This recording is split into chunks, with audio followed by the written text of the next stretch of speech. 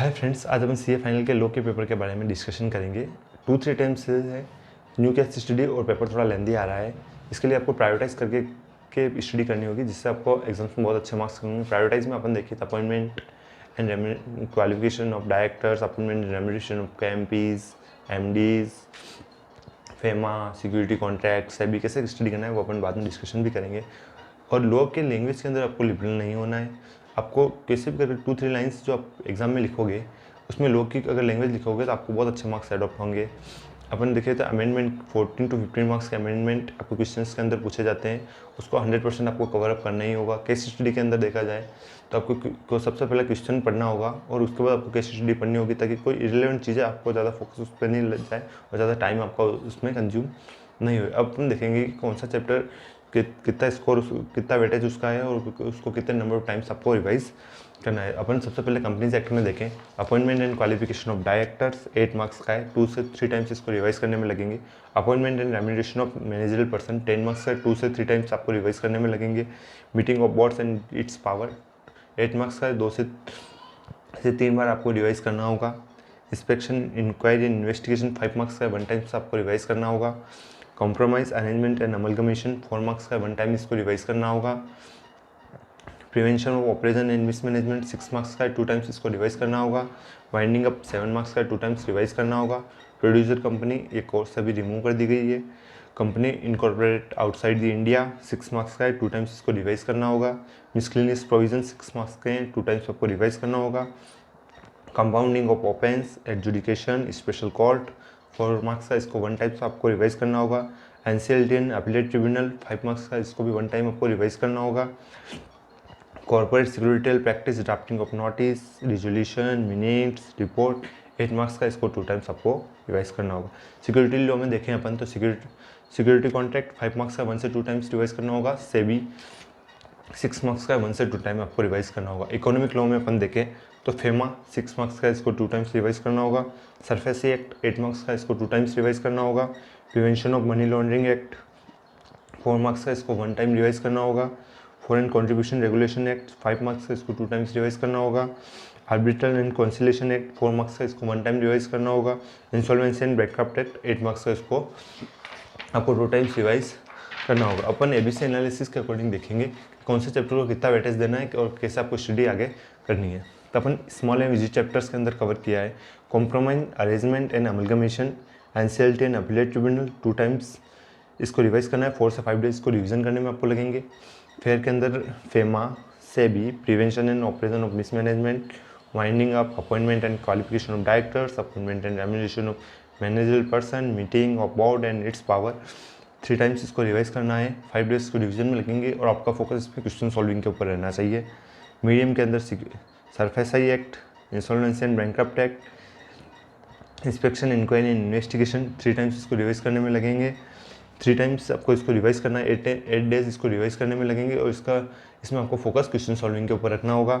Difficult and neat mode practice में FEMA, prevention of money laundering act, security contract act and its rules 2 times revise करना है। 4 से 5 day adjustment लेके चलना पड़ेगा। 6 से 8 दिन में आपको रिवीजन करना पड़ेगा। जो स्मॉल एवं फेयर चैप्टर्स है वो आपको कैसे भी करके विदिन 1 वीक आपको इसको सोल्व करेंगे तो आपको एग्जाम में बहुत अच्छा टाइमिंग मिलेगा, आप इसको अच्छे से रिवाइज कर पाएंगे। अब मैं आपको बताऊंगा कौन से चैप्टर से आपको एग्जाम की प्रिपरेशन स्टार्ट करनी होगी। जैसा कि आपको पता है कि सब्जेक्ट को 2 पार्ट्स में डिवाइड किया गया है, कंपनी है, security law, then economic law. ये 60 मार्क्स का था कंपनीज वाला पार्ट। इसमें मेजर जो पोर्शन है वो कंपनीज एक्ट से पूछा जाता है। इसमें सबसे पहले आपको appointment and qualification of directors देखना है, appointment and remuneration of managerial person देखना है। इसके बाद अदर आप कंपनीज के चैप्टर कीजिए। देन अपन कर सकते हैं सिक्योरिटी लॉ कीजिए। इसके बाद अपन इकोनॉमिक लॉ में जाएं तो इकोनॉमिक लॉ में अपन को देखना है security contract act and its rules, then FEMA, then other आप चैप्टर कवर कर सकते हैं। मैं आपको इकोनॉमिक लॉ की एक बात और बता दूं कि आपको जैसे आप सेक्शन पढ़ते हो तो उसके रिलेवेंट MCQ आप वहाँ उसी टाइम सॉल्व आउट कर दीजिए। ऐसा नहीं कि आपको पूरे चैप्टर्स पढ़ा, पूरा एक्ट पढ़ा, उसके बाद आप MCQ करेंगे तो आपको कंसेप्चुअल क्लैरिटी अच्छी नहीं होगी। तक कि आप जैसे सेक्शन पढ़ा और उसका MCQ रिलेवेंट कर लेंगे तो आपको कंसेप्चुअल क्लैरिटी बहुत अच्छी होगी और आपको एग्जाम में जो MCQ मिलेंगे उसको सॉल्विंग आप अच्छे से कर पाएंगे। और आपको मॉक टेस्ट पेपर एग्जाम से पहले देना ही देना होगा। देन अपन अब डिस्कशन करेंगे कि कौन सा चैप्टर इंपॉर्टेंट है, और मैं कुछ सेक्शंस बताऊंगा वो, और उसके नाम आपको याद करने होंगे। वो सेक्शन और चैप्टर्स बहुत इंपॉर्टेंट हैं। अपन कंपनी लॉ में देखें तो सेक्शन 149 आपको construction of board, section 152 number of rotational director, non rotational director retired bye rotation, section 164 disqualification of A directors, section 168 resignation of director, section 169 removal of director, section 161 के अंदर additional director, alternate director, nominee director and casual vacancy of directors. Meeting ये 30 से 35 marks की exam में पूछी जाती है। इसके अंदर मैं आपको सेक्शंस बता देता हूँ। Section 173 meeting of board, section 174 quorum and board meeting, section 177 audit committee, section 180 power of board, section 185 loan to director, section 186 restriction on loan and investment by company और restriction on loan given, section 188 related party transactions. अब मैं आपको managerial person के अंदर section बता देता हूँ। Section 196 appointment of MDs whole time directors और manager, section 197 remuneration, section 202 compensation to its director for loss of office, section 203 appointment of KMPs। अब इंसॉल्वेंसी एंड बैंकरप्सी एक्ट के कुछ चैप्टर्स बताता हूँ, वो भी इंपॉर्टेंट है। Corporate insolvency resolution, priority order of liquidations, person not eligible for resolution application, eligible for resolution professional then amendment. इसके बाद आपको सिक्योरिटी एंड इकोनॉमिक लॉ के अंदर बता देता हूँ।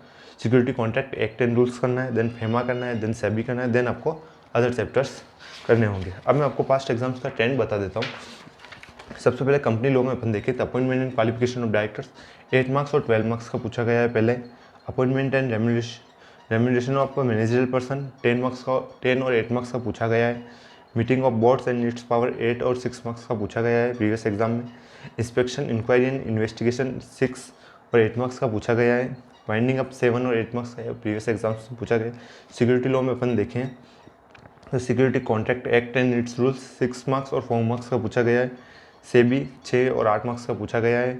इकोनॉमिक लॉ में अपन देखें तो फेमा 6 और 4 मार्क्स का पूछा गया है। सरफाई एक्ट 8 मार्क्स का पूछा गया है।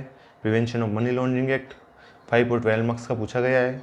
Insolvency and bankruptcy act 8 marks का पूछा गया है। अब आपको मैं बता दूँ एग्जाम में जो 3 आवर्स आपको मिलेंगे उसमें आपको कैसे एग्जाम में सॉल्व आउट करना है और कैसे की आपको तैयारी करनी है।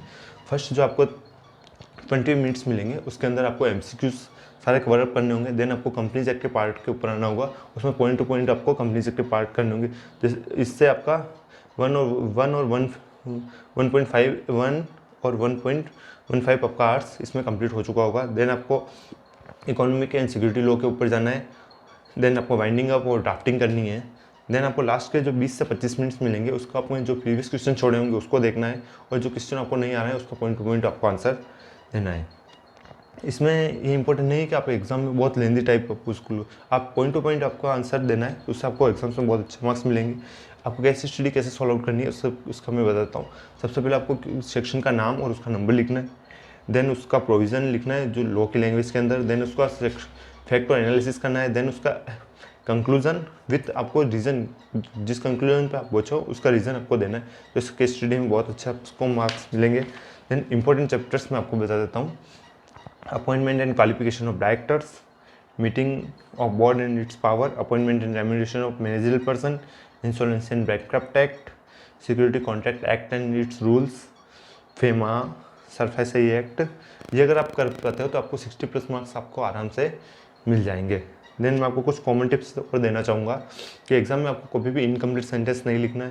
कोई भी सेंटेंस अगर आप आधा अधूरा छोड़ते हो तो एग्जामिनर का डायरेक्ट नोटिस उसके ऊपर जाएगा और आपको उसमें कम मार्क्स अलॉट होंगे। क्वेश्चन सॉल्विंग में आपको 2 बार आपको क्वेश्चन के नंबर चेकअप करने होंगे कि क्वेश्चन के नंबर सही लिखे और उसका रिलेवेंट आंसर उसके सामने लिखा है या नहीं लिखा है। देन आपको कोई भी क्वेश्चन का सब पार्ट भी अगर आप करते हो तो उसको फ्रेश से स्टार्ट करना होगा। एग्जाम देने से पहले आपको MTPs RTPs करनी होगी। इस बार हमने नए CA टेस्ट सीरीज़ की जो टेस्ट पेपर है उसमें कुछ नए क्वेश्चंस भी आपको सॉल्व आउट किए हैं, नए क्वेश्चन भी दिए हैं ताकि आप उसको अच्छे से सॉल्व आउट कर पाओ। Stay with us, thanks for watching this video.